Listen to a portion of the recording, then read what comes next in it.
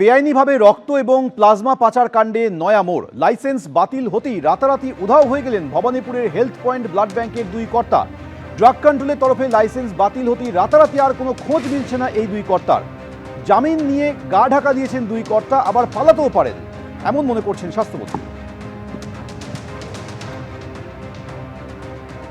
Health পয়েন্টের লোকজনকে bell নেওয়ার পরে পাওয়া যাচ্ছে না। এবার স্বদেশ কি বিদেশ সেটা পুলিশকে জিজ্ঞেস করলে ভালো বলতে পারবে।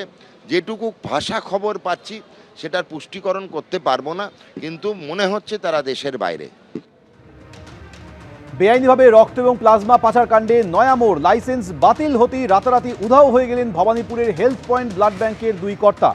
ড্রাগ কন্ট্রোলের তরফে লাইসেন্স বাতিল হওয়ার পর থেকেই এই দুই কর্তার কোনো খোঁজ মিলছে না, কিন্তু তারা গেলেন কোথায়? স্বাস্থ্যমন্ত্রী অভিযোগ করছেন যে জামিন নিয়ে গা ঢাকা দিয়েছেন দুই কর্তা, আবার বিদেশেও পালিয়ে গিয়ে থাকতে পারেন।